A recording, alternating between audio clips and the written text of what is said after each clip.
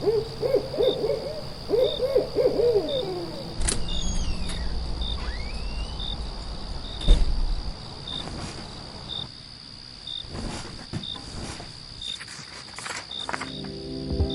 listeners, you're listening to the Midnight Readers podcast. Grab some tea, a midnight snack, and cuddle up in bed as we dive deep into today's most popular fantasies, sci-fi, and mysteries. We're your hosts. I'm Lily. I'm Brittany. And I'm Christy. This season, we'll be discussing a dark academia bully romance series known for its smutty content and often billed as a Harry Potter for adults. That's right, grab your Stardust, we're headed to Lyra. Welcome to Zodiac Academy. Note to students, vampire bites, loss of limbs, or getting lost in the Wailing Woods will not count as a valid excuse for being late to class or this podcast. In the last episode of Season 1, we're discussing Book 9, Restless Stars, chapters 87 through 119, where family and friends are lost, justice is served, and our protagonists get a happily ever after. Before we get into it, this is your warning for major spoilers ahead. This includes potentially all Zodiac Academy World books, including the Ruthless Boys and Darkmoor Penitentiary series. We're also avid fans of the Moss Universe and Fourth Wing and might accidentally let spoilers slip for other popular romantasy book series as well. Sorry in advance. Like the books, this podcast is rated R, so be warned. Also, a friendly reminder to please like, subscribe, and follow. You can find us on Instagram, Threads, Facebook, and YouTube. Alright, so last we left off, the final battle had begun, and it seems to be going well for the True Queen's army so far. But Lionel just ordered the release of his second wave, and we start off with Seth. Lionel's army is retreating, the rebels are feeling hopeful, like maybe they've won, and let me tell you, this chapter devastated me. Yeah, understatement of the year. Yeah. I wrote in the note from the previous episode that as soon as Antonia was like, if we win this war, I'll step down to Seth, I was like, she's dead. So I kind of expected her to die. Right. But, and that's fair. Yeah. And in this, they were like, well, first of all, I have to say, Seth calling Tori and Darcy our queens. I know. At one point, it's like, but at another point, if I were Seth, I could not call her or them my queen. Just because of their relationship with each their other. Friendship. Yeah, I get that. Mm-hmm. I would have a hard time. Like, say one of you became president. I would have a hard time being like, Madam President.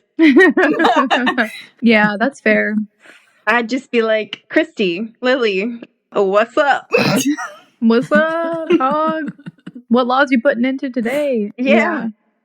I mean, so this chapter freaked me the fuck out. Only for a second, though, because I do want to say that even though it's left on the note that it is, every part of me was like, he's not dead yet. Otherwise, they would have finalized it in this chapter. You know what I mean? Every part of me was like, there's no way he's dead. I thought he was dead because he was like, I breathed my last breath. I know, you were freaking out. And the way that they kill Washer is the same way that this chapter ended. That's true. I guess I was just in denial. And so for me, I was like, okay, don't let Seth die. Oh my God. Frank just died. Oh my gosh, that's sad. Yep. Oh no, Alice. Alice just died. That's sad too. Oh, wait. First it started with Seth's cousin. And I was like, well, that's sad. And then Frank, and I was like, oh, well, I know his name, and that's sadder. And then Alice, and then I was like, oh, Seth's dad too, and we don't even get to know his name. And then I was like, and Seth's mom. And at that point, I was like, oh my God, where's Athena and Grayson? They better be safe because Seth is losing everybody right now. Literally. Every single person that he cares about. And then it was him on the line, and I was like, Seth, fight. You need to fight. Come on, don't give up. No. Yeah, you were flipping out. You were like, oh my God, I didn't think they would do this to us. Oh my God. Like, well, I was certain that none of the heirs were going to die. I was certain. Yeah, and me as well. I was pacing the house. I was spiraling. And it took this, though, for me to realize, as much as I love all the heirs, which I would have before this chapter went, yeah, I love them all mostly equally, maybe Darius a little less, but out of all the heirs, I championed him to y'all, and I was so adamant that y'all would love him, and it just made me realize how special Seth is and how much I love him. Yeah. So when Christy, we obviously were having a personal text because you had not gotten there yet, and I didn't want to ruin anything, right? But until Brittany spiraled and put it in the text, and then I love that she's like, "Do you think Christy saw it yet? Brittany was she would notice if I deleted it, but didn't delete the message." And then you're like, yeah. I can't. You're like, yeah, I think she might see it, but still, nobody deleted. Oh, I deleted it. I thought I did. She did delete them. When? It was she after. Deleted them from the messages. Yeah, it was right after Lily was like, no, I don't think she's seen them yet. And I was like, okay. She got rid of them. And then it still showed up on mine. Oh my God. Not deleted. No wonder. I was like, how did she see them? I was like, do you think if I deleted it, she'd see it? And that was still there. And I was like, yeah, I saw it. Yeah. Oh my gosh. I saw it after I deleted the messages. So I was like, damn, I didn't do it in time. Yeah, I thought she was just too slow. But I mean, but what I was telling Brittany was that when I was reading this chapter thinking Seth is in danger, like Seth really might die, I realized that he's actually my favorite character.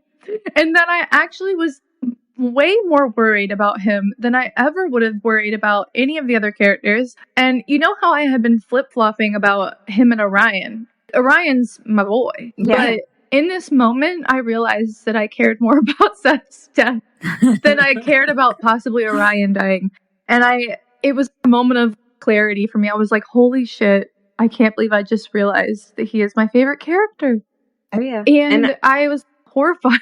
And I also texted Lily, they really just pulled some Liam shit on us. They made us think that he was going to die in that car chase. And then he was fine. And now he's going to die here. And he doesn't have anybody to hold him. He doesn't get it's been my honor moment. And I was just like heartbroken. I was in tears. Pacing, it took me, a good 30, 45 minutes to even start the next chapter. That's funny. Yeah. I was all upset too because the whole time I've been thinking Caleb was the one that was in danger. And then this happened and I was like, son of a bitch. They took, I wouldn't say took the wrong one because I didn't want him to take Caleb. But it's funny, after this happened and we get past the next part, when they try to do the same thing with Caleb and pretty much everybody else that they got like that, oh, we're going to die, then fake us out, whatever. And you're like, no, they're not going to kill us. Yeah. Well, I was upset. Even in my notes, I was like, Seth? No, y'all aren't going to do this. Y'all aren't going to kill him. I was like, no. I was in complete denial. Yeah, I love that you wrote, I hate Vard, because I also wrote, I hate Vard, and I was like, he better fucking suffer, although, to be honest, I knew he wouldn't. But, yeah. So they really opened up. We just did it. We did some craziness for ourselves by cutting it off where we did, because we opened up this section with one of the most heart-wrenching, horrifying, difficult chapters. Well, I mean, the last section ended with everything kind of going okay their way until Lionel kind of gave this ominous release the second wave. Yeah. And so I think it worked out, but I agree that the section cuts off correctly. However, it's just in the middle of an intense scene. Yeah. Painful. And for us to start with this, I was like, oh no, what the fuck is going to happen next? Yeah, agreed. So Tori also, we do find out that Seth doesn't die because Tori falls out of the sky and lands on a bunch of dead bodies, and one of them was Seth. He was buried under the bodies, which is awful. And in the moment, I was like, "Tori, save him?" ? Yeah, but she does heal herself, and she starts to heal Seth, but it also prevents her from saving Milton, because Milton is fighting this beast, Right. and Bernice dies, which was also painful because I loved her in book 3. What was it, 3? 4? I don't remember. I can't remember which book, but yeah, she's great. I loved her when she first started, and I mean, we didn't really get to know her, but her and Milton were cute together, and then she dies, his entire herd dies, and then he also dies, and I'm like, in a really awful death, I feel. Stupid. His scene was kind of tough. Not only is it tough because Tori can't get to him in time, and it honestly was a really dumb way for him to have to die. Yeah. I was angry with this one. I thought it was complete bullshit. And where did she get this ring from? That's another one of the things that it's like, was that mentioned? She said that the Ascura clan gave it to her. I know, but that's not mentioned before this. Yeah. It's just pulled out of her ass. Yeah. Random. Should have stuff like that should be implied.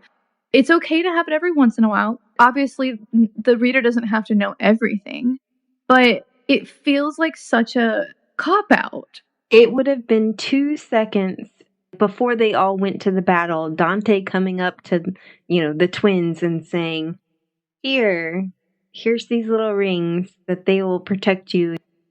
You'll know what to do with them. Yeah, exactly. But yeah, no, she's wearing rings that protect her from venom.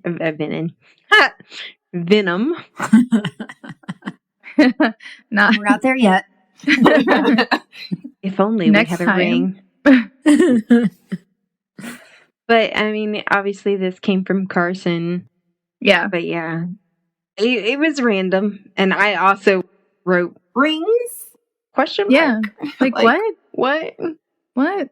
Yeah. And so Seth's whole pack dies. His family dies. His whole Milton's herd dies. Yeah. It's his whole pack from school and his whole family pack.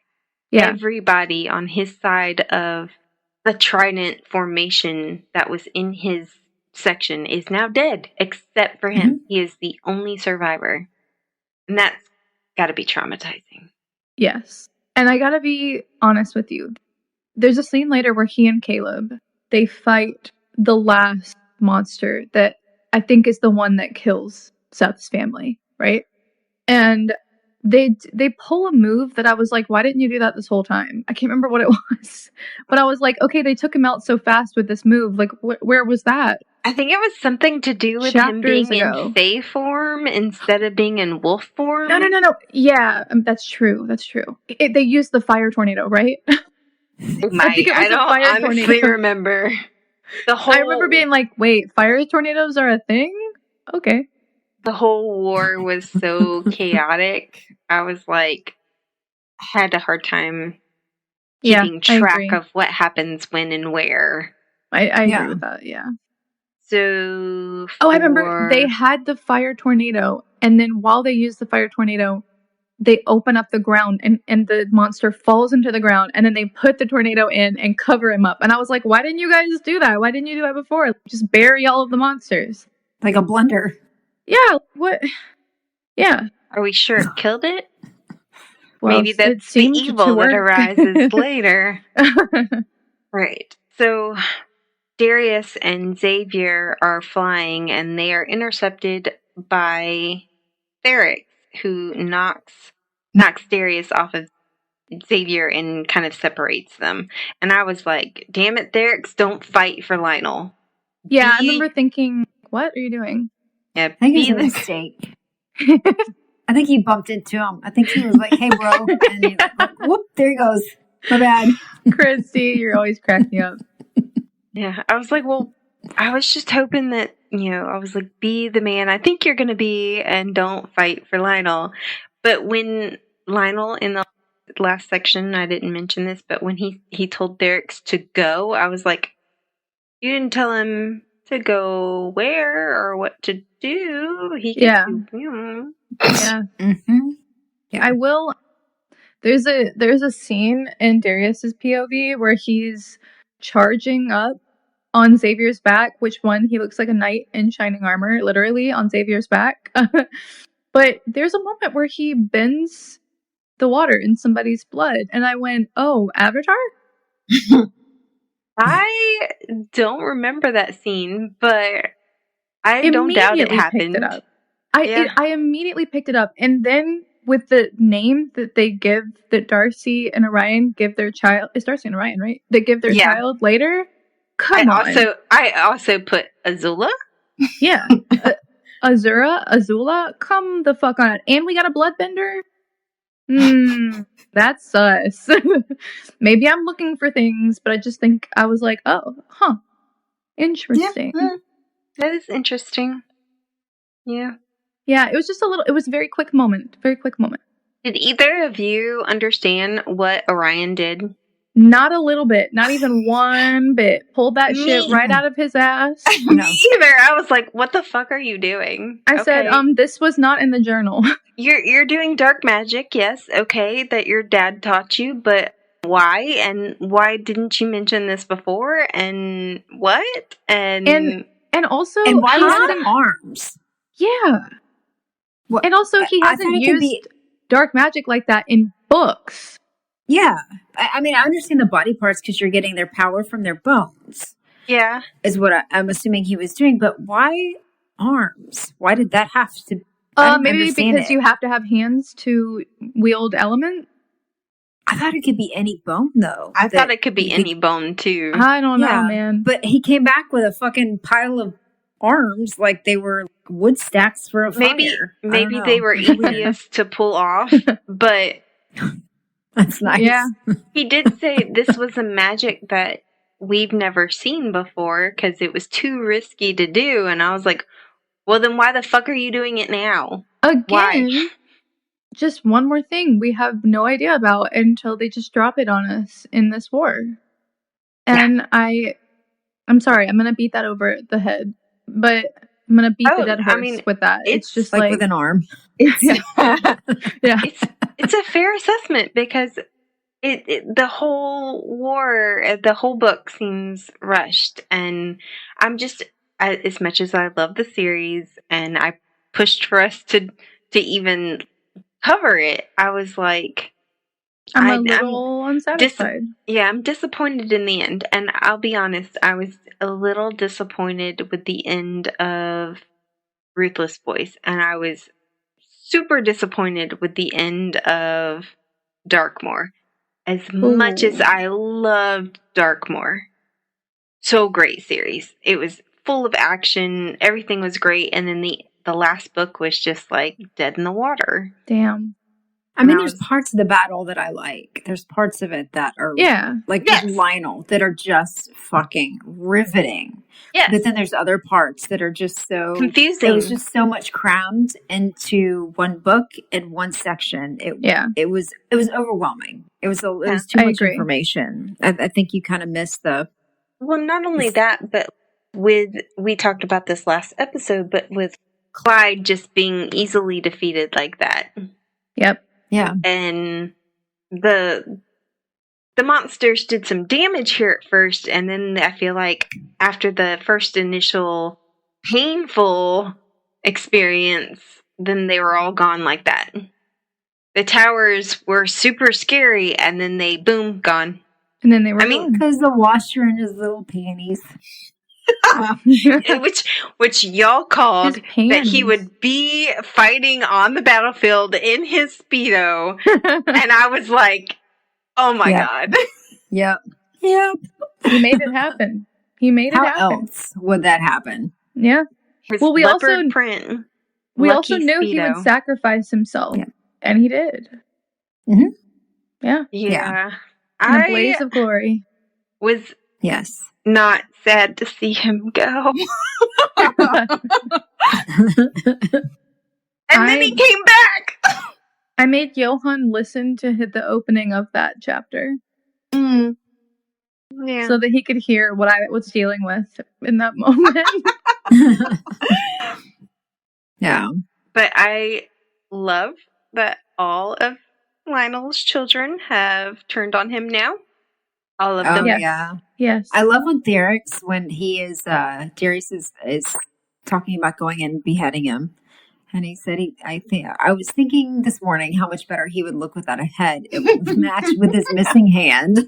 Yeah. And they have like a moment. Oh, they did. I loved their moments together. And then later on, he calls him my other brother. Yeah. Oh, very cute. So sweet. Yeah, I like that. So Caleb also gets to ride Dante. Oh, yeah. And Yes. they have a fight in the air together. Mostly because Dante saved Caleb's ass. I will say, well, leading up to this, we did skip over it just slightly. Orion gets crushed after he does that necromancy move. Yeah. He's crawling towards something. I don't even remember. But at the end of his chapter, he's trying to get blood.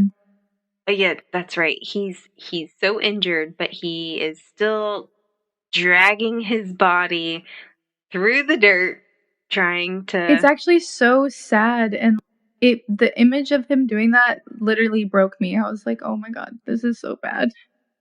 I was glad he was alive, but I was like, I hate that he's dragging himself. To be honest, his entire chapter was one of those chapters that my ADHD brain, or my autistic brain, whichever one wants to take credit for it, couldn't really process.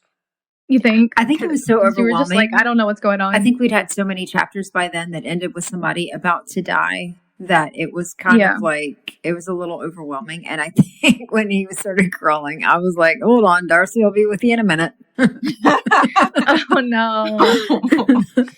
Well, you know he's not going to die. He's going to be fine. Yeah, no, absolutely not. I knew he wasn't going to die. But... yeah, and then, which, brings us to Geraldine, too, where she's flinging her fuck around. And I could think of was usually you don't give a flinging fuck, but she gave a flinging fuck. Jerry always does. And that's what we love about her, right? Like, she cares too much. But Justin Masters is still there, and I feel like for just a second, he accepts Max as hers and his presence there, and as a member of the team for just a second. No. Yep. He's still evil. Yep. I knew when I was reading this and I saw him sacrifice himself, I thought to Christy. I thought of Christy in my head and I said, Christy will have my back on this. Fuck Justin still. Fuck Justin. Fuck Justin. Absolutely. I mean, let's say he motherfucker tripped or something. He didn't sacrifice himself. He sacrificed himself, but at the same time, get it. He sacrificed himself, but at the same time, he did a shitty job of it because she still almost died, and Max had to sing her back to life. Useless sacrifice, as from a useless character. Yep. All my homies hate Justin. Yep. Justin is evil. But I knew you'd have my back. I did love that her parents came to see her as she was dying, and I think I texted Lily and I was like, this motherfucker just sang her back to life. What can't he do? Literally. And okay, when she started seeing her parents, I thought, she's not gonna die. What? There's no way. And then I thought back to how Seth didn't even get to see anyone in the veil, and I was like, maybe she's got one foot in the veil. No, she's not gonna die. You know? Yeah. I was very back and forth with it, but yeah, Max saves her life again. Beautiful man. Singing siren. And I love that you Splendid pointed out salmon? Well, I love we got the picture of the underwear from Christy, or at least I did. Yeah, Christy. I was reading the audiobook, so I didn't get to see it, and those are some of the things that we audiobook readers get to miss out on. And Washer's underwear. Yeah, his little title page has his name and the underwear underneath. You know what? It's more whitey fabric than I thought he would wear. Same. You know what, Christy? Same. Maybe he just has a really fat ass, and that little what looks like it's a lot Hangs out the back. is really not that much. Yeah. Oh, but my favorite Canonical washer with the fatty. I'm sorry. Actually, then it would be up front. The ass cheeks are bare. They're flapping in the wind because there's a That's string what I'm back there. saying. So if it's coming out the front, then he is built like Leon. Oh my God. That would be crazy. Oh my God. My favorite line from this chapter was, "Too deep. I never thought it would ever be something I said, but it was too deep." I never thought it could be too deep. Yeah, I played that line for Johan as well. Oh, man. But yeah, so in his chapter, we learned that Nova and he end up dying, and after here's what I want to know. When he's dying, right? He's got his little tushy on the throttle and he is humping it like there is no tomorrow, which for him there isn't. And who is literally going to stop him? At that point, wouldn't you go like, nope, I'm done. I'm not, it's all yours. He's got a reputation, He's got to uphold his reputation. Really thought that he was going to kill those Fae by lusting them to death. Or farting on them. Did he have no other option? Did he have no other option but the lust? I just don't understand. Also, real question. Why, if Max is just as strong as he is, why doesn't Max just sing and kill everyone? Right. Well, he would kill his own people too. They can be behind a sound barrier. He could have given them earplugs. In a bubble. Yeah. I don't know. I just think it's crazy. Mm-hmm. It's just like the question, why don't they have guns? Yeah. I'm a true American. Where are their guns? I mean, they import other things from exactly the mortal world. I mean, Lionel brings in these big gun things. They should have had guns. Yeah. But I also wrote, I was like, can you not, in the middle of a fucking war, can you not stop with the suggestive talk? Oh, come on. That was his last chapter. I thoroughly said it was too sexual. But it wasn't. That was like the best death ever. He took over a clay person with the biggest dick he could find. It was not his last chapter. It was his last chapter in his own flesh and blood with his little teeny weeny and his, I will never ever. And that was like the best death ever. Oh my God, it was so funny. Washer with the teeny weeny and the fat ass. Humping the stick with his ass pointed at the enemy. Come on. The dongle stick? Yeah. May he rest. They're trying to get his dongle stick. And he was bouncing all over the place. So they can, my God. You could not ask for more. Oh. Well, okay. So Seth and Tori Where do we go from there? Seth and Tori are fighting together and they end up splitting apart. And they say to each other, "Die well," or something like that. If it comes to that, die well. And I was like, no. Yep. No. I saw that too. No. I had the same thoughts. Yeah, I was like, don't say goodbye. No. Yeah. Didn't appreciate that. We do find out here that it wasn't Darcy that lied. It was Tori who lied to Darius. She made a deal with the ferryman to get sold. Right. And I was like, well, damn. Didn't see that coming. Yeah. I didn't Did either. you not? Really? It's Tori. I didn't. I didn't think... he was pissed about letting Darius go. I didn't think that he would allow... So it never crossed my mind that he would allow the souls of the dead to go. Although, we did get a Diego chapter, so... Yeah. I told you the ferryman loves her.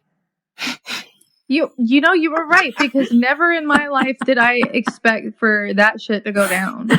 I was genuinely shocked because, like I said, in the last episode, I was like, I didn't really understand what was going on with these clay soldier things. and I knew there was a plan for them, but this is not what I thought was going to happen. Yeah. Yeah. I mean, So they have. He didn't let him go though. They were on loan. Yeah. Okay.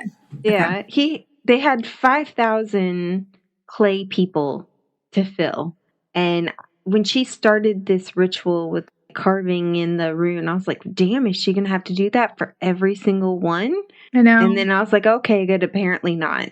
I thought that too. I was like, wow, you're gonna have to do a lot of different rune carvings. Okay.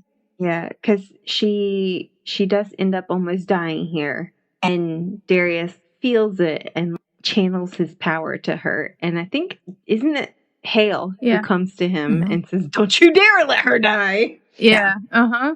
Yeah. Honestly, really great scene. Like, this is one of the better scenes in the book. It's definitely I am not gonna let this happen last kind of stand. Tori is badass here. Darius is badass here. It's very romantic in a tragic way. Ugh, so good. Yeah. And I forgot to mention, she also releases the Sayer dragons on the battlefield. Oh, adorable babies. Oh, and none of us saw that coming, because what the fuck? Yeah, I wrote down what they all did, and where is it? The blue dragon is first, and it froze all the griffins and let them drop out of the sky. Right. And then the coral dragon, I think, melts the bones off of the flesh of the Fae. The green dragon has mind control. Yeah. And the silver dragon explodes people. Nice. It's like little flying kittens. This is how I'm picturing them. Little flying kittens that land on, people, and then boom. And then they just fly off like a butterfly. Like, so gentle, so sweet, so small. Yep. Go feast on the souls of my enemies, young ones. Yeah, but I do want to go back a little bit, back to the clay soldiers. Yeah. And I was kind of... I don't know why I didn't see this coming in a way, for all of the loved ones to come back. Which I is should nice. have known that would kind of happen in some way, but it was beautiful for them to be able to interact with all of our pro tags in a way. And to fight against Lionel, because it was specifically people who had been harmed by Lionel. Mm-hmm. Yeah, they needed their justice. They needed their fuck you for doing this to us and our children, Asriel comes back. Radcliffe. Yeah. Radcliffe. Yeah. And Hale, Marissa, Leon's family, Marcel. Oh, Marcel and Gabe. I know. That was so sweet. I was like, and he was like, I've been thinking of you. I don't know you at all because you died before I was ever even born, but I've been thinking of you. That's so cute. Mm-hmm. And then Gabriel he gets to see Marissa too, and yes. Ugh. Yeah, it was really sweet. And I was wrong. He's the poor choice. Which did give me a good laugh. Like, I needed that in my life. The poor choice is actually metal as fuck. I wish we had gotten more from Hale. He sounds really funny. The Beyond the Veil. Yeah, maybe I need to.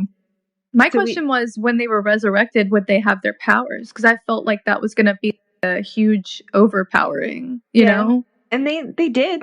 They had them. Marissa uses hers. I thought it was a different power. Like, they had some kind of energy or ether instead of... Yeah, she says it's not quite like her power, but it's still elemental power. That's crazy. It came off as elemental power. It was wielded like it. But they still had some kind of power. Interesting. Yeah. And I just... as soon as Washer died and they were like saying, we're bringing back the dead, I knew that he would get in doubt. Yeah. Yeah. And Tori was like, oh, y'all guys died? I'm sorry. I was like, I'm not. I really liked the war cry as they all ran down for Lionel's fucking head. Yes. Yeah. Yes. Yes, yes, yes. And Diego is such a good guy. And I'm pretty sure he's still in love with Sophia. Because he was like, this is Poor for guy. Sophia. Oh, poor Diego. So, Lily, now do you feel bad? Not really. Sorry. Which at this point, I was like, I hope Miguel is still alive. Where's Miguel? Yeah, right? I was wondering about that. I was like, is he alive? Is he dead? Where? Yeah, there's some missing. Where is he? Some missing people. Because to bring up what we talked about last time, Lyra. Yeah, where is she? Yeah, no mention. Yeah, she's not in here at all. So what was the point of giving her also a point of view? Exactly. What was her point at all? Was it to show us how bad the glacial diamond was? Because we know that Clydenius chose her because she's empty. Is she empty? Is she still empty? Did she fix that? Yeah. What does that mean? Why was she brought in? It's just like, what was the I feel like it's unfinished. Yeah. Yes. And what about the glacial diamond? They did. Where they was did say that? That it could not be used in war. That's not what it was for. But they have to use it though. They said that they had a mind. They had something in mind for how to use it. Oh, though. that's right. And I was thinking, oh, maybe it's an illusion.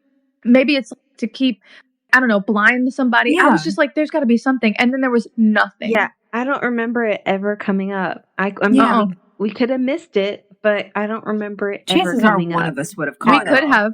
That's what I was thinking was maybe I missed it, but I thought one of you would have caught it. I don't remember Not anything. A thing. Yeah. And I love that Lionel here is sitting there like, where's my Clyde? He gone, bitch. He's dead, bro. He's gone. Oh, I also, at this point, chapter 99, my notes, I wrote, fucking Lavinia. Where is Orion? Where is Hadley? Where is Melinda? Where are people? Yeah. And we don't get to see them really either. No, I mean, we get to see Melinda and Tiberius at the end at the coronation. But, okay, what happened to them? Does Max overthrow Tiberius the same way Caleb overthrew Melinda? You know, I was surprised more didn't happen with Max and Jerry besides just them getting married. Like, I was expecting more of a closure on their story. So, yeah, what happens? What happens? I guess we're to assume that they all took over as counselors and that all of the other previous ones stepped down. Yeah. And is Xavier the fire counselor since Darius is the king consort? I assume so. I feel like he I don't know. is maybe somewhat deserves it now. I feel like with this war he has. You looked like you looked so pained saying that. Well, I was gonna say like you had sour candy. No, You're like maybe. No sour. No sour. I feel like he does. I was trying to really think because I feel like he did earn it. I feel like he did a lot better in this one. I think he still got a ways to go, but I could definitely see him being an effective counselor. I think so. Yeah, and we got a lot of Dante. Yeah, we did. Some and Leon, but what about Carson? And we know it.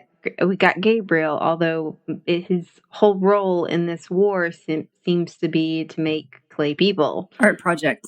You would think that they would have him doing more with his sight. Yeah, not just his sight. He was the most powerful person at his school. There, another good reason. Yeah. And he can fly. And he can fly. Yeah. He can fly. And we only had Dante in the sky as far as I know, and the twins. And the Pegasus, and I mean, they said they had a legion of harpies as well that were on our side, but we never met any of them or knew any of them, and yeah, it's just maybe we are being unrealistic and harsh, but I don't know. I know. I mean, this is what happens when you make a big things war. Apart, but you know what I mean.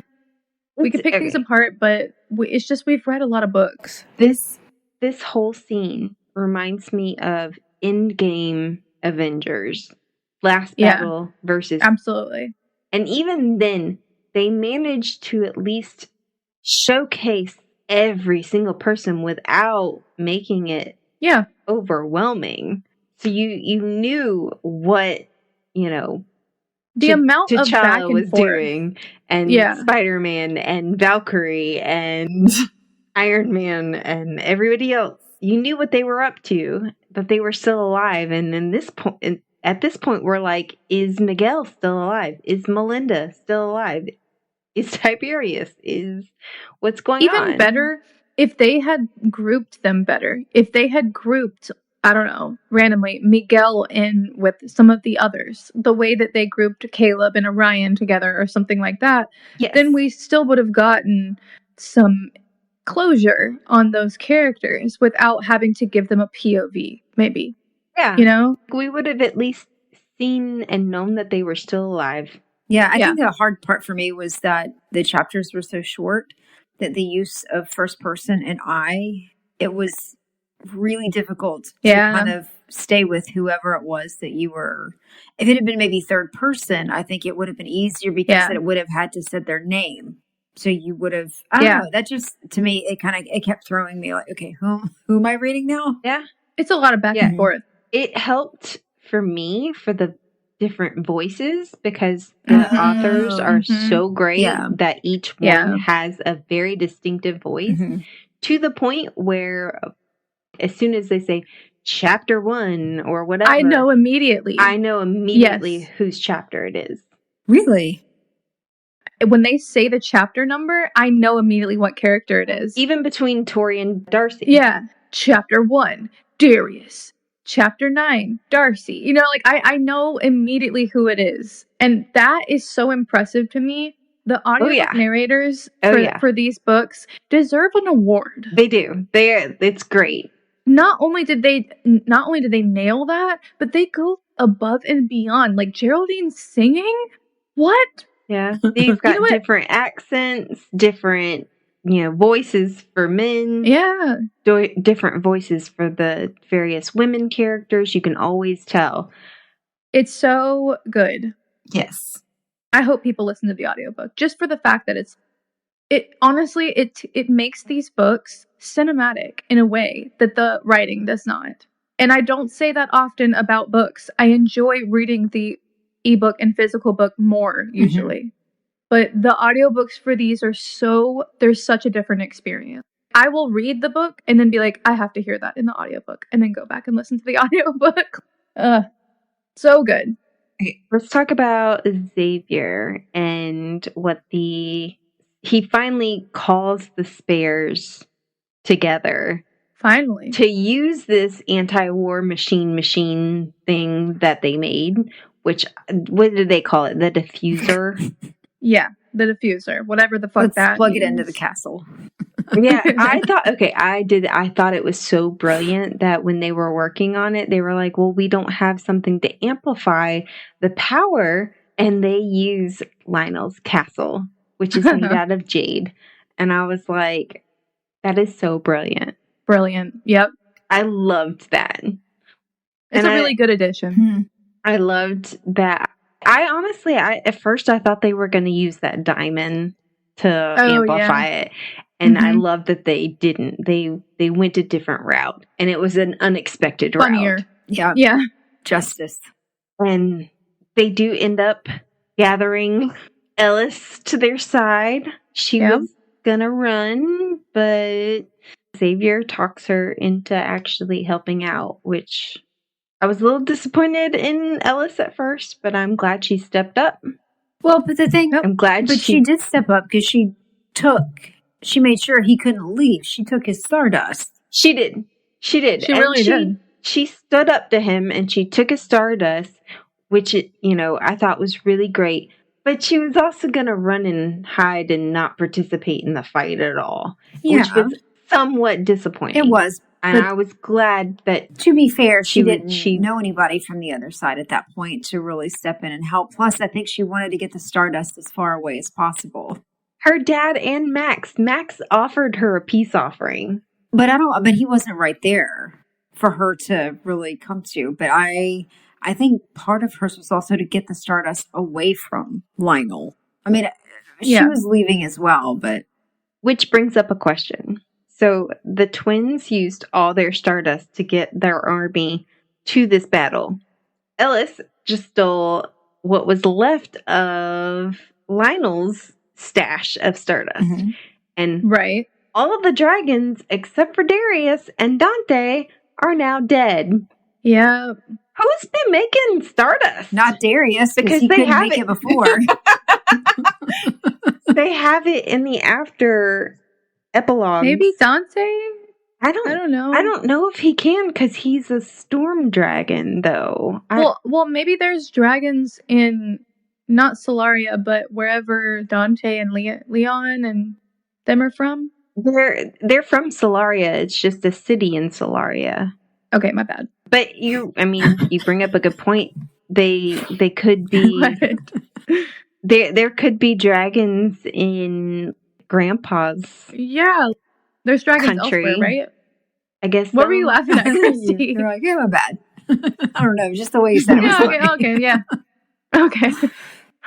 So one of the showdowns that I was most looking forward to was Geraldine and Mildred. Yes, I was waiting for that one. And honestly, I feel like it was pretty worth the wait. I really enjoyed this fight. Just for the pure fact that Geraldine got up and rode on Mildred. Yeah. I was like, yes! For the win! Also, yes, absolutely. And it's the most brutal kill. Fucking killed it. It was very reminiscent. To the brain. Mm-hmm. It was like reminiscent of when Tori comes flying out of the sky with her sword when she's going to save the heirs. Do you remember that? Yeah. That's what it reminded me of. And also, I want to give some kudos to Jerry for her Testudo style Roman phalanx looking formation that she's got going on with the shields. Everyone moving in a perfect power sharing shield order. I was just like, wow, okay, I see y'all. She's definitely a general. Yeah. And I like how she tells Mildred. She was like, Max, take the helm. I like how she tells Mildred that she keeps her promises. And she promised to kill her. Fuck yeah. You asked for that, bitch. I liked the fact that she was like, at least my Brendas are strapped down, otherwise they would take my eye out. Yeah. Classic like, Jerry. Yeah. Don't even have the nipple plate anymore, but your Brendas might take somebody's eye out this time. Your Brendas. For Angelica, too. She did it for Angelica. Yes. So Angelica My heart. finally gets some revenge. And Seth is really feeling not great. He's really been traumatized. And him and Caleb finally get together and they do kill that monster, which I love them together. But yeah, my poor He's baby like, don't Seth. let this break you. I know. I was so proud of him for continuing on. And Caleb's like, you're so strong, don't let them break you. I was like, I love them. Yep. And then they did the tornado of fire, and I was like, why didn't you do that this whole time? Darcy and Lavinia. Here we go. So good. Literally, her phoenix, which Lavinia almost took away from her, eats her. Fuck yeah. I was like, damn. Yeah. And the ferryman shows up, and I was not happy because I thought he was bestowing immortality on her yet again. But really? Yes, because he was like, death doesn't want her. And I was like, yes, death does. Oh, yeah. Yes, death does. And then he was like, he refused. So much better, Yeah. though. Now she just won't exist ever. She doesn't get an afterlife. She doesn't get a life. Perfect. Gone. Ferryman again Eaten. for the win. Yeah. What did y'all think about this scene? I loved that Orion was there to support her. I did think it was really badass the way the scene played out, and I was getting mad at how fast Lavinia was healing herself. I was like, no, this bitch cannot. She has to die. I was like, it's time. And when the ferryman showed up, I was like, damn, even death refuses her? Like, this is good. Although I was a little bummed that Orion was like rooting for her while he was in the corner dying, and I was like, go save him! Yeah. Ah! But It's good. It was really good. And from the first line for the ferryman when he shows up, you know something is about to happen. So I knew he was going to take care of business. I just didn't know quite how he was going to do it. But even Darcy's part, I was like, damn, this was the fight that I've wanted to see all along. Yeah. It was good. It was really good.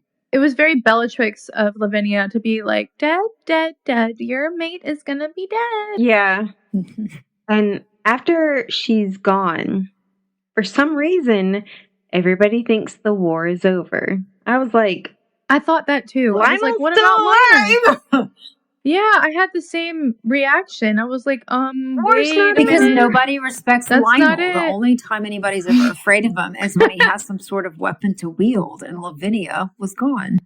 They knew that after that, there was nowhere he was going to be able to go. They knew.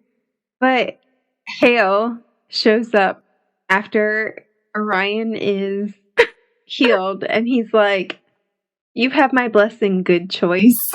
Why did he say that? I was like, I can just see him standing there, his hand on his shoulder, like, "You have my blessing. Good choice." As Orion bleeds out, like, bro. Yeah, literally. He's like, the lower half of his body is still crushed, and he's just like, "Good job, buddy." But then they have this big emotional moment between Darcy and Tori and their parents with Gabe and Marcel. Yeah, that was nice. And Xavier has one with Radcliffe, and we finally get a decent older Acrux. Wait, what about Darius? Well, I said an older one, like an adult one. I mean, Darius is an adult parental, but still. A parental one figure. Yeah. Imagine now what Solaria would have been like had Radcliffe been able to rule. Yeah. Now, real question here. Could Xavier have babies and potentially have a dragon? Yes. He's got it in his DNA. So Gabriel's children, we don't know their exact biological, because we don't know who the bio dad is, but his... Well, we do, but we don't know what. We know Marcel, but we don't know what his order is. No, I meant like Gabriel, like Luca and RJ, his children. We don't know who the father is exactly. Right, because there's 4 of them. Yeah, but so Elise's mom is a Pegasus, and her dad was a vampire. She's a vampire, and I think Luca ends up being, RJ ends up being a Pegasus. So yeah, but isn't Luca the kid that turns into a bear? Yeah, like a moose or something like that. But which that's what my point. Their heritage of Darcy and Tori could have Harpy and Hydra babies. Yeah. Right. Nice. Yeah. Okay, I'm glad that you said that RJ was Gabriel's child. Yeah. Right? His daughter.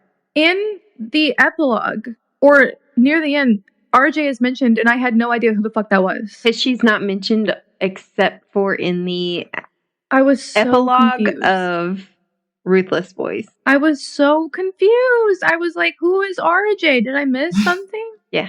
I just looked over it. Yeah, he ends up having 2 children, a boy and a girl. And during Zodiac Academy, he only has Luca. And RJ is literally only mentioned in the epilogue of Ruthless Boys and in Darkmoor. Poor girl. But they set up, the end of Ruthless Boys kind of sets up a potential story for her.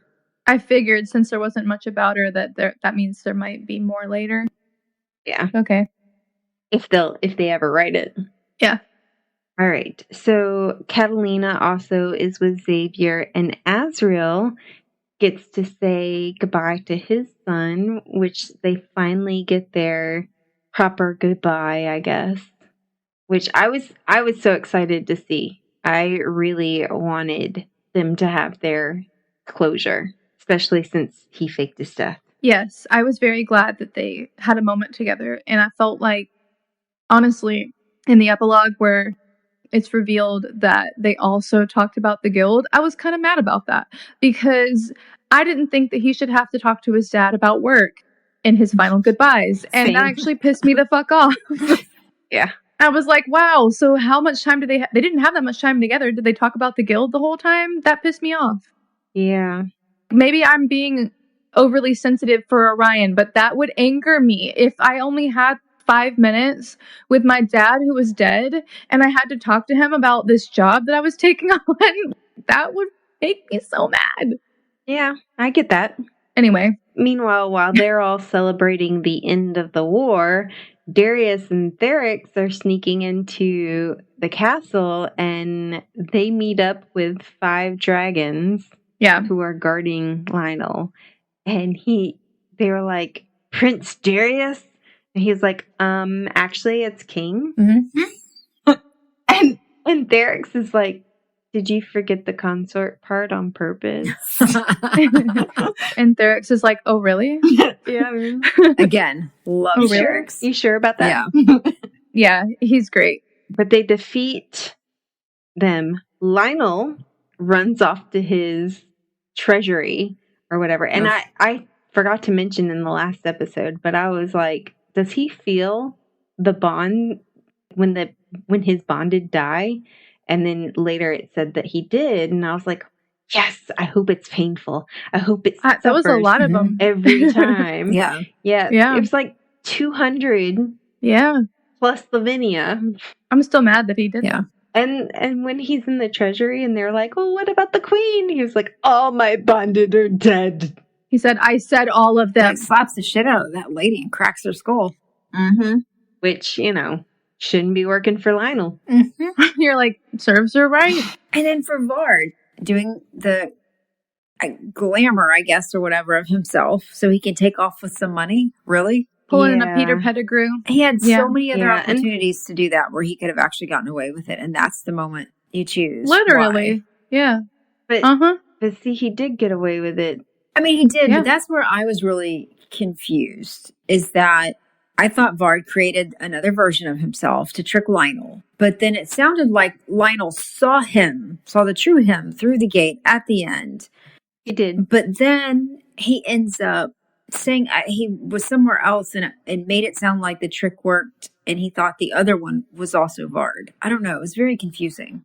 So the trick was not for Lionel. It was for the twins because Vard, it turns out he's actually a decent seer. He's not great like Gabriel, but he's a decent seer. He just didn't always tell the truth about what he saw. And so he saw Lionel's future as, him burning. So he didn't matter what Lionel saw didn't matter. But all he saw for his own future was the queen's sentencing him to death over and over and over and until he came up with this plan to make the queens think that he was dead, and if they thought he was dead, then they wouldn't search for him. So he took the nymph's eye, made him into himself, and then it didn't matter that Lionel saw him. And when what Lionel heard that he thought was Vard was when they killed the nymph, he screamed and he sounded like Vard. So Lionel thought that despite him going through the gate, he was caught. Okay, then that makes a little more sense then. Okay. Yeah. Unfortunately, he shows up in Darkmoor, so I knew that he would get away. Now, his eye that he stole, would it work the same since the shadows have been cleansed? That is a good question. That's a good question. I wondered that as well. Yeah. I was like, why is he stealing an eye if it's different now? I mean, maybe it still helps him see, because Gabriel still can't see. Maybe it helps him see the shadows. Yeah, Gabriel still can't see the future that involves the shadows. So I'm guessing the eye will help him see the future that involves the shadows. I just wish I remembered what happened to him in Darkmoor. Well, in this one, it's I hate Vard, but I love that he shames Lionel when he's running off. Yeah, it's a good part of the chapter. He was like, you thought I was this weak, sad little creature, but here I've been fooling you this entire time, you fucking lame Lionel. Yes, that's what I can't remember where I put it. On one of the things earlier on, I put that I wanted them to have a lame Lionel day, that I did not want them to kill him. I wanted them to keep him alive and imprisoned in the most humiliating way and have a lame Lionel day every year to celebrate his failures throughout Solaria. They could have toys and games, and he could be put on display as they're doing all this. And I think that would be a fantastic end for him. The only problem with that is the fact that he could potentially, like his helper, people who believe in him, could help him escape. Yeah. Cut off his hands. I think... Cut off the other hand. He had to die. Yeah. I think his ending was pretty satisfying, honestly. But then they did do a lame Lionel day. They did. They do. I was laughing. I was like, oh, nice. Yearly. So I got the dragon who burned. Mm-hmm. Very silly. But I love the fact, and they literally have this day in order to prolong Lionel's suffering in the afterlife. Yeah. Which is great. Yes. Yeah, it's great. Next level petty. Yeah, so, and I did love that it was Tori's flames and a little bit of Lionel's flames that ended up just ending him. Yeah. And I'm glad that he suffers forever. Oh, that was great. And ever.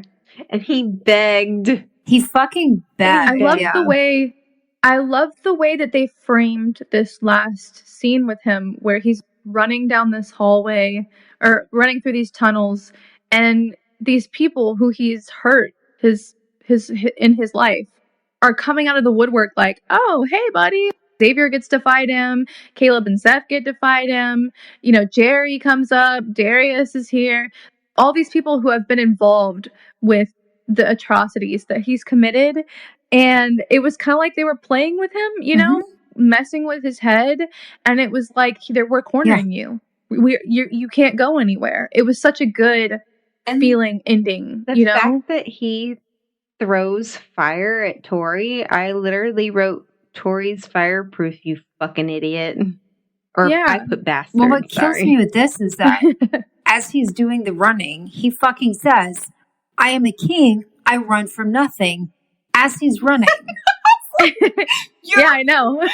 You're running now. He's so delusional. The way he's written is so delulu. I know. That's what I was saying too. I mean, even when he talks about hilarious. the corruption. I was reading it and then laughing. Well, when he talks about the corruption of his sons, when he talks about people betraying him, and it's like, oh, that's like, you. Radcliffe, you turned against me? You're fighting against me? Yeah. But we're family. Yeah. Oh my God. Yeah, I was like, bro, please. You killed him. You killed him, yes. You killed him. And not only did you kill him in an unfair way where you trapped him in bed. And how could he hurt me? I'm his family. You killed him, you fucking crazy asshole. Yes. Yep. Wow, the delusion. Yeah. But with Lionel's death, the war is over. The twins are now officially queens for everybody and not just their little rebellion. Yeah. So what happens to those fucking people? If they followed Lionel, are you kidding?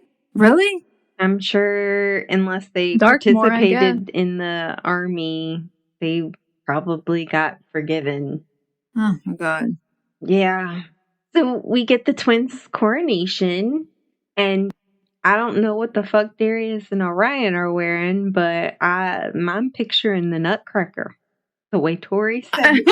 Yeah, that's how she described it. Yeah, I was like, this red pants, really? Is it supposed to be like the soldiers who stand outside Buckingham Palace? Yeah, very, very silly sounding. Yeah. Honestly, I didn't really need to read their coronation, but good for them. Yeah, I did like to hear that Eugene and Cordette were part of the guild. Yeah. They got me included. Too. I was so happy for them. Everybody else, I was like, duh. But Eugene totally deserved that. Definitely. why they included the old counselors in that. I don't know, though. And here's my whatever. thing that I had an issue with is that the uniting of the guilds, because that seemed the big thing. That was the whole thing with Orion. That was a big part of that story. I can't remember which book it was, but so it had no sway on the outcome whatsoever. Yeah. So Nothing. What was the point of making it such a major plot line if it didn't have anything to do with it? Agreed. And it's just another one of those things in the plot that it was like, why? I spent so much time on it. Yeah. So much time. We got a whole big ass chapter about the lore of what a Fate Weaver is and didn't get a single Fate Weaver in the plot. Yeah. It's in the epilogue. Yep. Yeah. But here, at least, Tori gets her wish. The stars no longer have any say over what she does forever and now and more. Good for her. In the year later chapter, which has some timeline issues, but it's Darcy and Orion's wedding, and literally Darcy is getting ready at her farmhouse that she and Orion bought, and I was like, you called it, Christy! They're in a farmhouse! She did. She called it. Which is epic. I was like, damn! Yep. But yeah, and then here's where I was like, okay, so if there are no more dragons, then how in the world did they get Stardust to be going?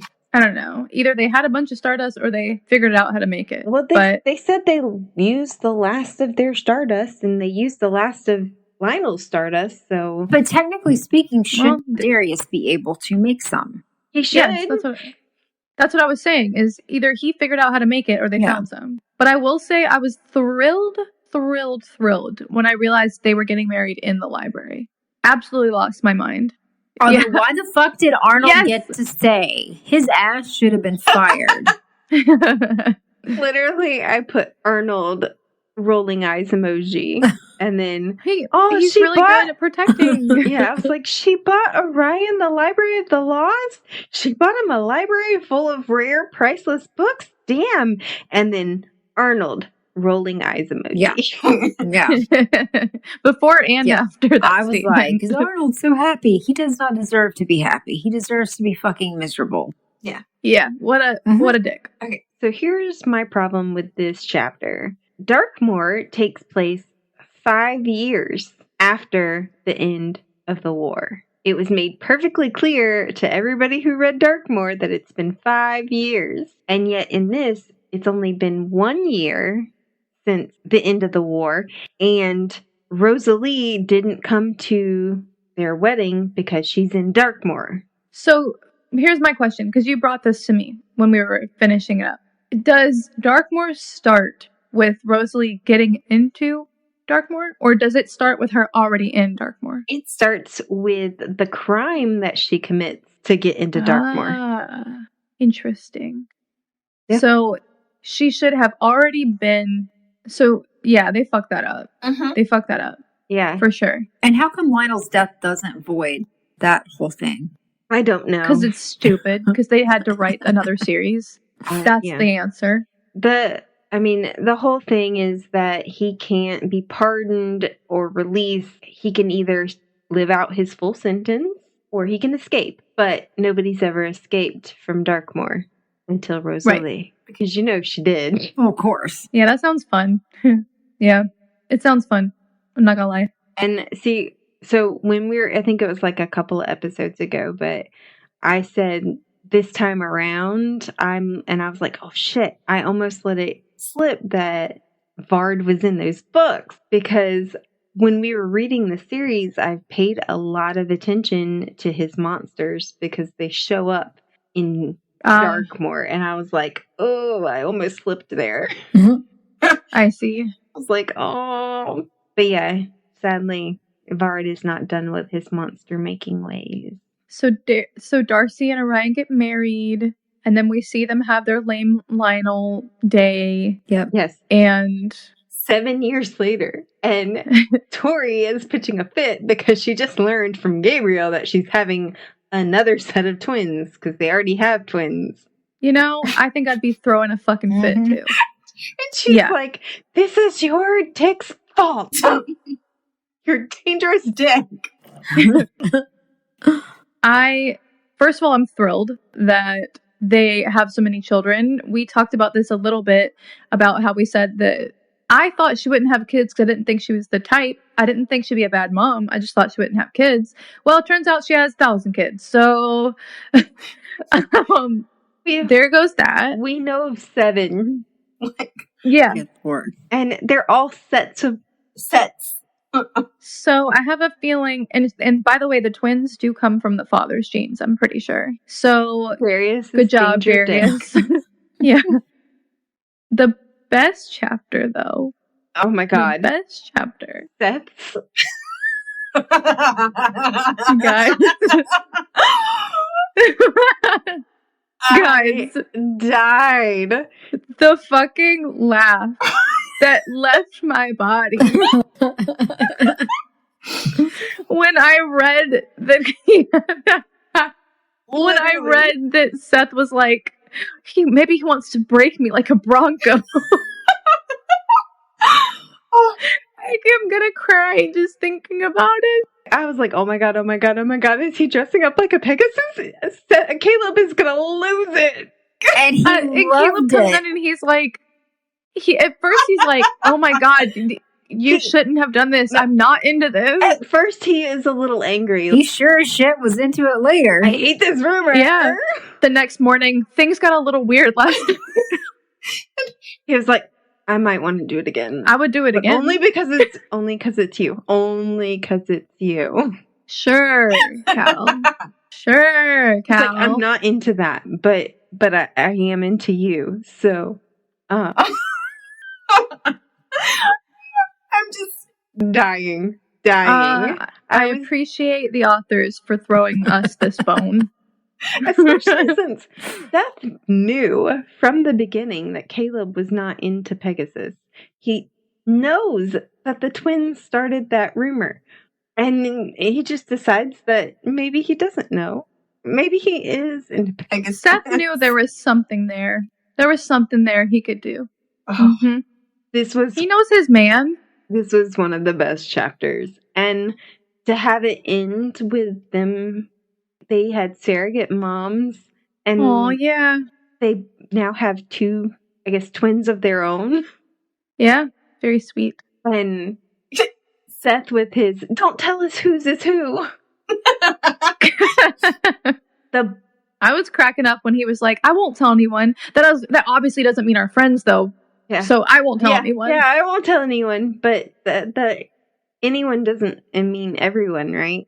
Oh my gosh. Oh, but yeah, but I think... Christy, what did you think about it? Oh, I was just enjoying y'all's take. I wanted to sit back and enjoy.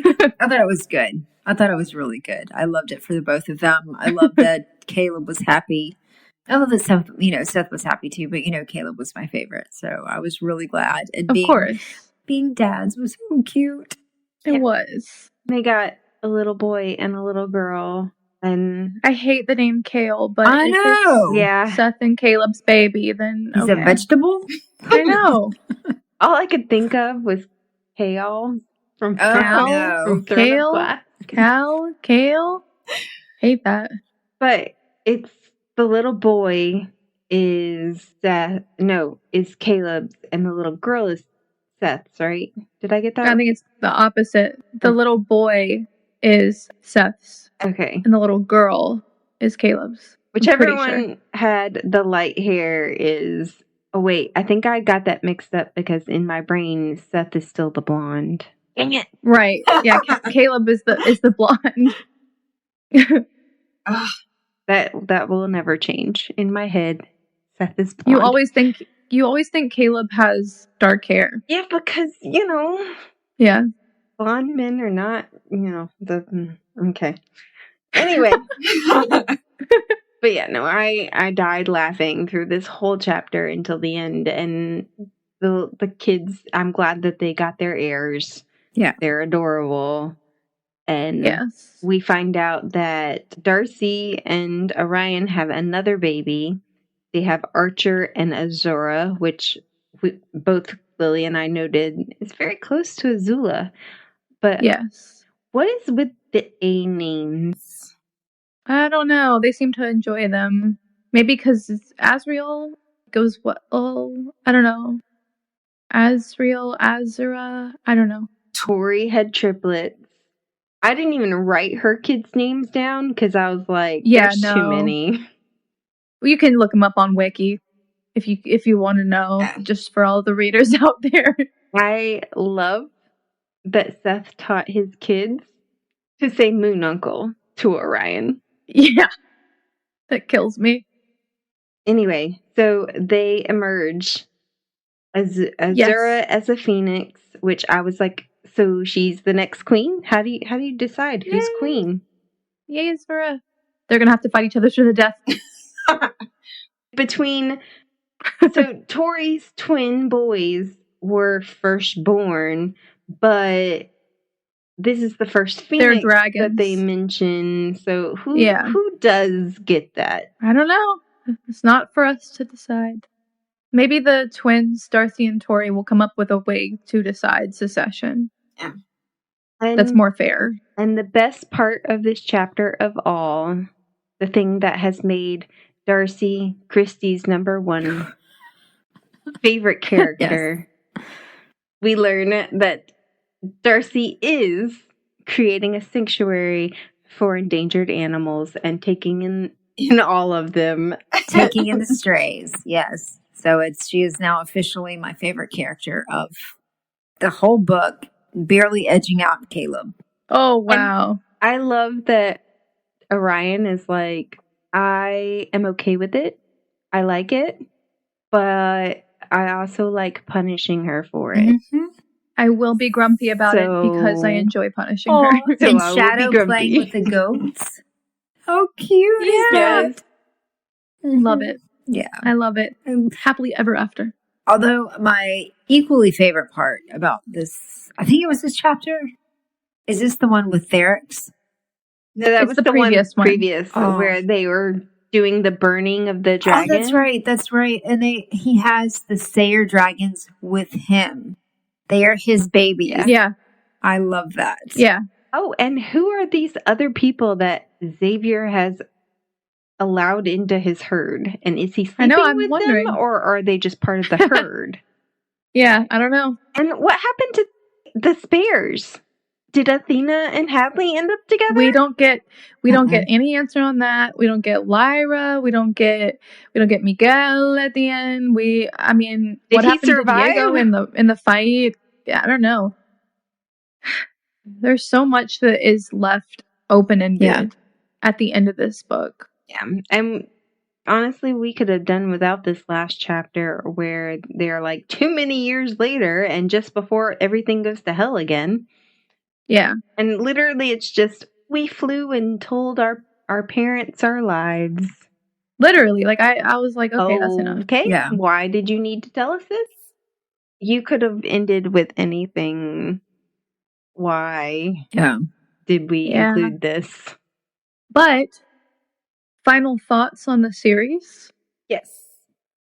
Final thoughts? I still like the series as a whole. I think Me too. I think Darkmoor is my favorite of their world so far.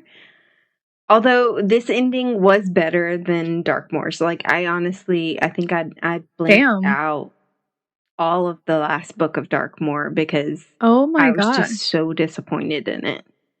Oh my gosh. Okay, never reading that one. But the other books are really good. I really, really loved this series more than I thought that I would. As much as we picked it apart, I really grew attached to the characters. I grew attached to what happened to them. I wanted them to succeed. And I do think that the authors needed a really good editor. Yeah. Someone to tell them no. But I still, like I said, I still really loved and enjoyed what I did read, even if it was super long. Super long. Yeah. Same. I really enjoyed the series. And again, like Lily said, a lot more than I thought I would. And just the fact that, yes, there's definitely things that could be different. Although, find me a book that you don't find something in that you don't like. No one's ever going to agree. But they also created characters that literally had us arguing. Yeah. Yeah. I mean, I feel like it's a sign of a good book when you're that invested in your opinion on it, right?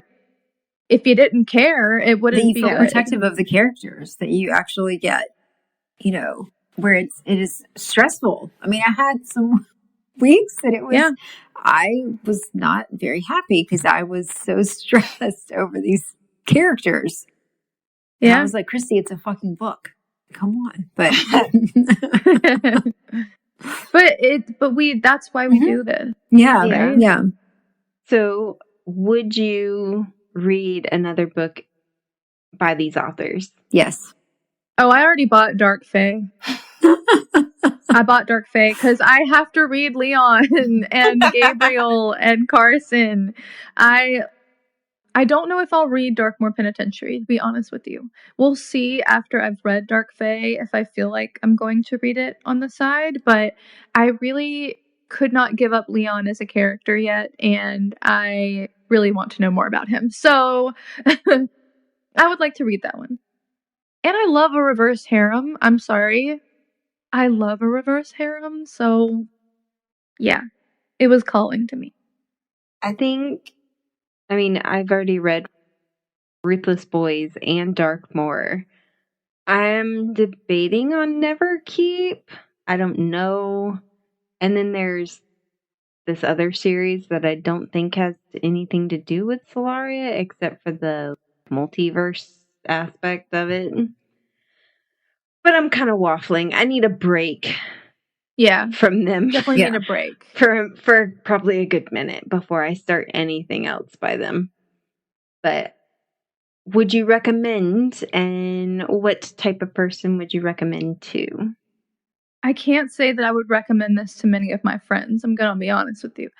Only because I think it takes a special person to read all of these books and enjoy them. Unless you're already an avid fantasy romance reader, I don't think I would recommend it just because it's so much torture on the reader. You have to be willing to know what you're getting into. And I think a lot of people wouldn't be that patient, if that makes sense. Mm-hmm. I think a lot of people would DNF it about halfway through. You, Christy? Honestly, Lily just said it perfectly. So I am not even going to attempt to add anything. I am just going to second hers. I think that was perfect. For me, there's been several people online who I've seen who are like, I'm thinking about reading it, and I will tell them, I recommend you read it if you have time and if you're willing to get attached, and if you make sure you remember not to take it seriously. Don't go into reading this like it's some high fantasy or anything. You need to keep an open mind that it's going to be silly. It's kind of like a parody almost sometimes. Yeah. I kind of describe it to friends as like a car crash. Like you can't really look away. It's so fascinating but it's bad. Like I don't know. But it does grow as you read, and that's kind of what I say to people. Yeah, go into it with an open mind and know that from book 4 to book 8, you're gonna be tortured. Yeah. But I do think if you're someone who reads dark romance or romantasy and you're open to just getting bogged down in that, like reading it really deeply, then yes. All right. Well, we are officially done with the Zodiac Academy. This ends so crazy. Season 1 of our show. And I am, as much as I enjoyed it, I am so thrilled to be moving on. Yeah, yes, definitely ready. We're so excited to read the Empyrean series, and we're going to end it here. Any last thoughts before I do our little outro? No. All right. We hope that everyone has enjoyed this season. We will be taking a short break, but just make sure to join us for season 2. We'll be covering the Empyrean series books, Fourth Wing, Iron Flame, and now Onyx Storm. Please remember to like, subscribe, and follow us on social media. That like and follow are super important for us to continue to bring you new episodes each week. So please, please, please do so. Thank you for listening to the Midnight Readers podcast. We'll see you next week. Happy reading, listeners. Don't stay up too late.